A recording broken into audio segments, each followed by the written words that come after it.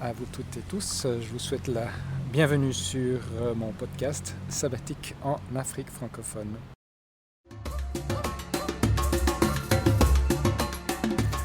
Je suis Hugues Gabriel, professeur de médecine à l'Université de Berne et je termine mon congé sabbatique académique de 10 mois. Je suis de retour en Suisse depuis quelques semaines et aujourd'hui il s'agit de mon dernier interview. Mon invité pour ce dernier épisode est la docteure May Bukena, qui effectue son travail de thèse en sciences dans notre groupe de recherche à l'Université de Berne.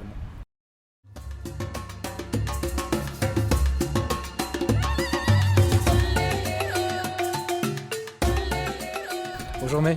Bonjour Hugues. Je te remercie d'avoir pris du temps aujourd'hui pour cette interview. J'espère que tout va bien pour toi.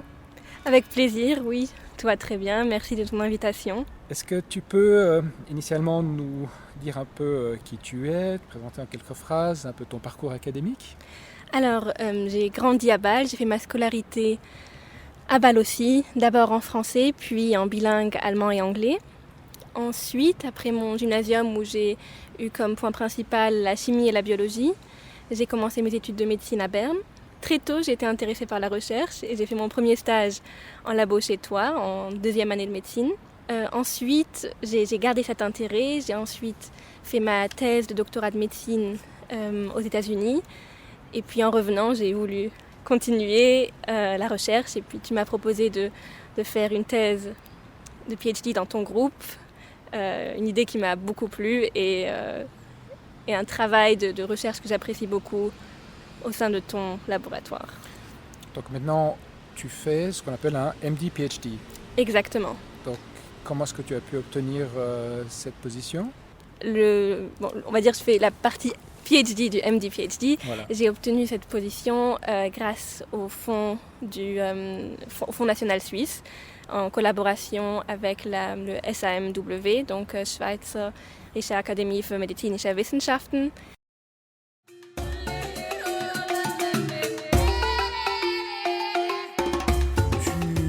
Avait des modèles de chercheuses autour de toi.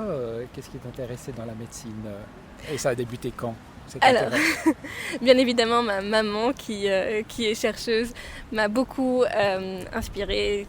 J'étais toute petite déjà, j'allais la visiter au labo après l'école.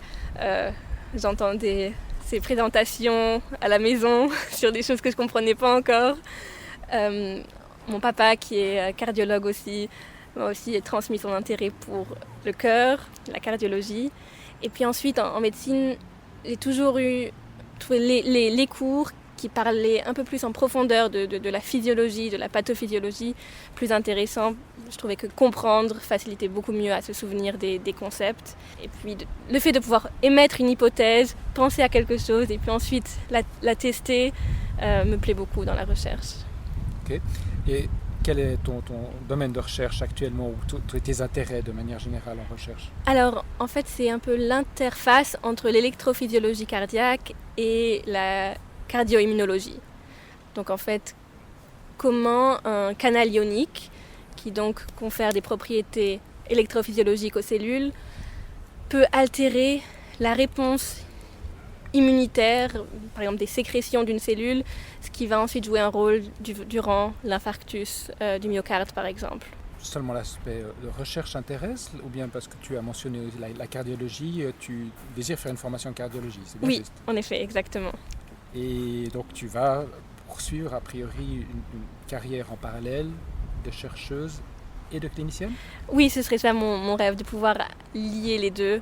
La recherche d'un côté, la clinique et le contact patient de l'autre.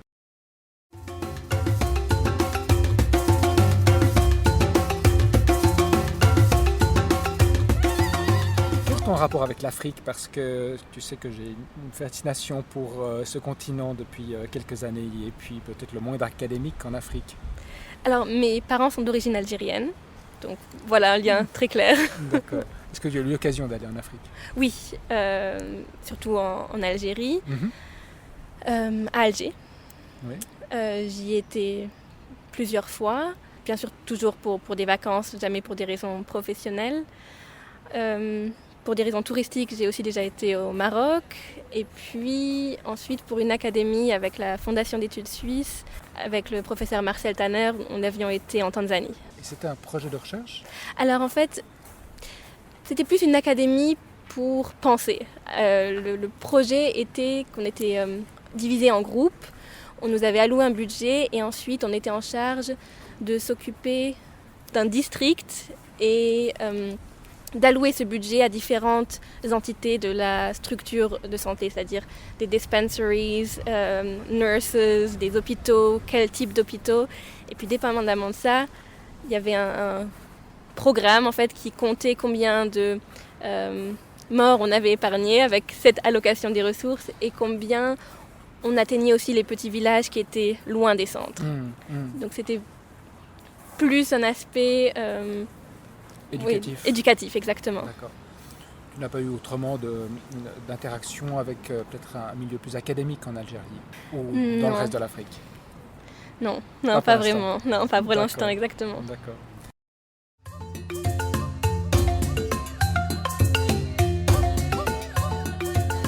Qui sont les personnes qui, d'après toi, peut-être à part ta maman, qui est en fait donc une médecin algérienne, c'est bien juste? Exactement, oui. Qui a une fonction académique. Exactement. Est-ce qu'il y a d'autres personnes qui t'ont un peu influencé ou bien dans ta carrière, suisse ou africaine? Alors, définitivement, je dirais qu'à partir de l'université, tous les cours, tous les profs qui sont inspirants par leurs cours m'ont influencé. Le premier contact que j'ai eu était avec le professeur Mathias Ediger, avec qui j'ai organisé de faire d'abord mon premier stage chez toi.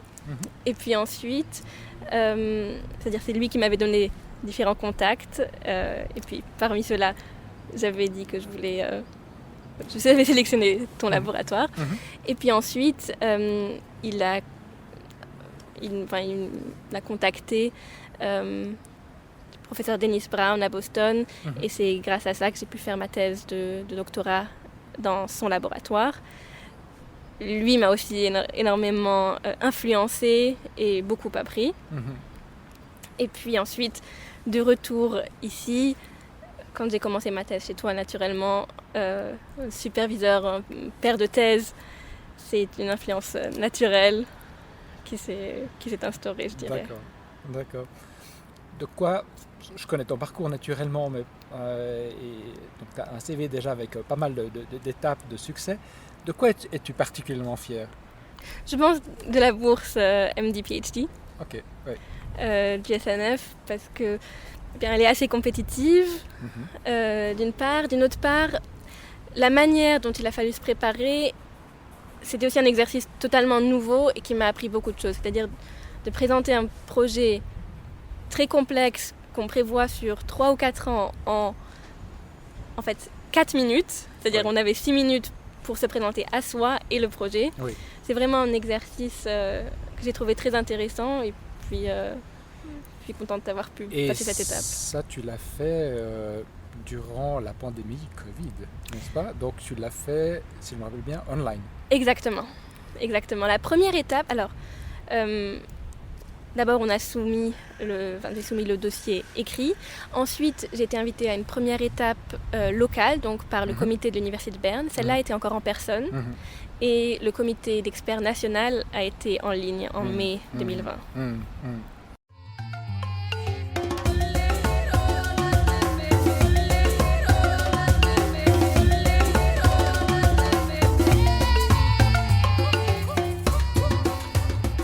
Qu'il y a des fois quelque chose que tu n'as pas réussi et que tu regrettes ou un obstacle particulier que pour toi tu n'as pas réussi à surmonter? Alors, oui, certainement. Je dois dire qu'il arrive par exemple que je fasse peut-être pas mal de choses en parallèle et que ce qui n'aboutit pas, je ne m'en souviens pas particulièrement. Que je garde plus en tête ce qui aboutit. Mais pour prendre un exemple du lycée par exemple, je me souviens que j'avais voulu prendre comme matière complémentaire informatique. Et j'avais fait ça pendant 1 an et ça n'allait absolument pas. Et après 1 an, j'ai changé vers géographie. D'accord. Donc là, par exemple, c'est quelque chose qui n'a pas abouti et où je me dis a posteriori, peut-être que j'aurais dû essayer différemment, plutôt que d'aller vers une filière qui était, entre guillemets, plus simple. Et puis bon, tout ce qui est informatique reste pour moi un domaine un petit peu mystique, on va dire. D'accord.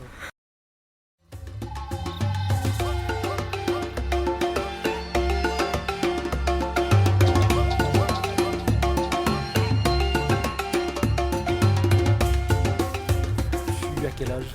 J'ai 25 ans. 25 ans. Donc tu fais partie de la jeune génération de scientifiques ici en Suisse, et puis si on parle d'une communauté plus globale, qui vont faire la science des prochaines décennies. Comment est-ce que tu vois un petit peu les défis de la science de manière générale, et puis peut-être aussi est-ce que l'Afrique jouera un rôle chez toi? Les défis de la science, je pense que d'une part, il y a un défi qui devient de plus en plus présent. Je ne suis pas en science depuis assez longtemps pour savoir qu'est-ce qui était déjà le cas et qu'est-ce qui est vraiment nouveau. Mais je pense que le open science va devenir une notion de plus en plus importante et un défi de plus en plus important. Le fait d'avoir un taux de reproducibilité en science aussi bas est aussi un grand problème. Et je pense que s'atteler à ces défis, à ces problèmes, de s'atteler à ces problèmes va être un défi très important à soulever pour la nouvelle génération de scientifiques. L'Afrique?